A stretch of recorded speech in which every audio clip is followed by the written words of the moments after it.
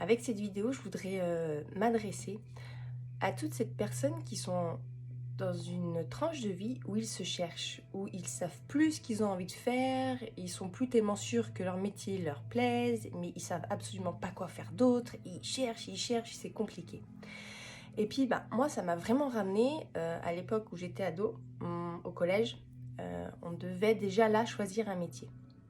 Et donc je me souviens, on m'avait balancé là des listes de métiers, certainement classés par ordre, et je me souviens d'essayer de m'identifier à chaque métier que je voyais. Je me disais ah ouais, je me verrais bien comme ci, ah ouais, je me verrais bien comme ça, parce qu'on nous demandait qu'est-ce que tu veux faire.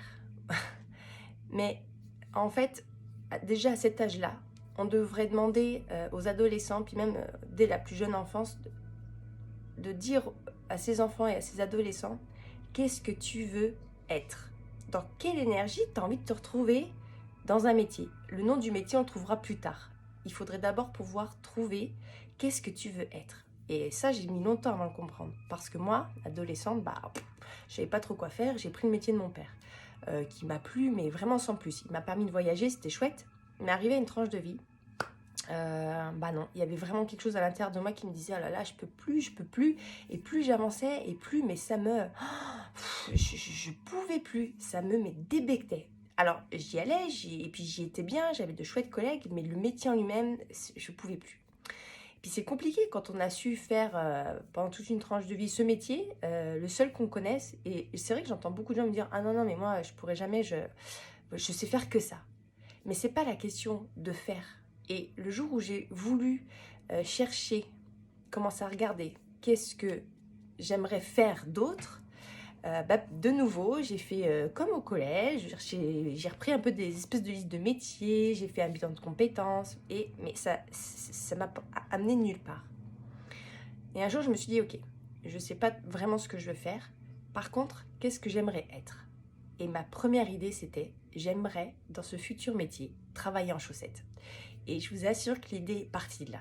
Je savais que je voulais travailler en chaussettes. Je savais que je voulais pas être à l'extérieur, que je voulais pas me retrouver avec beaucoup de monde. Voilà. Et petit à petit, en me posant les questions de qu'est-ce que je veux être dans ce nouveau métier, c'est comme ça après que j'ai commencé à trouver vers quoi me diriger. Et je trouve que c'est important. Et ça serait important, je me suis dit aussi, de pouvoir dire à nos adolescents, à nos enfants, on s'en fout du métier, on s'en fout du nom. Qu'est-ce que tu veux être? Est-ce que tu veux parler avec des gens? Est-ce que tu veux être tout seul? Est-ce que tu veux être chez toi? Est-ce que tu veux travailler la nuit? Est-ce que tu aimerais que ce soit le jour? Vraiment des questions un peu comme ça, qui soient plus dans l'être et pas dans le faire. Et je me rends compte vraiment que ça, maintenant, on le voit même plus. On le voit plus. Qu'est-ce que tu veux faire? Qu'est-ce que tu veux faire de ta vie? Et jamais l'être. Mais je pense que c'est l'être qui devrait passer avant pour pouvoir définir le faire. Et c'est ça que j'avais envie de dire à toutes ces personnes qui se cherchent, mais qui sont complètement perdues, et puis qui savent pas. Posez-vous la question, qu'est-ce que je veux être? Qu'est-ce que je veux être dans cette nouvelle vie? Qu'est-ce que je veux être dans ce nouveau métier? Qu'est-ce que je veux être? Voilà, c'était la petite vidéo du jour. Bye!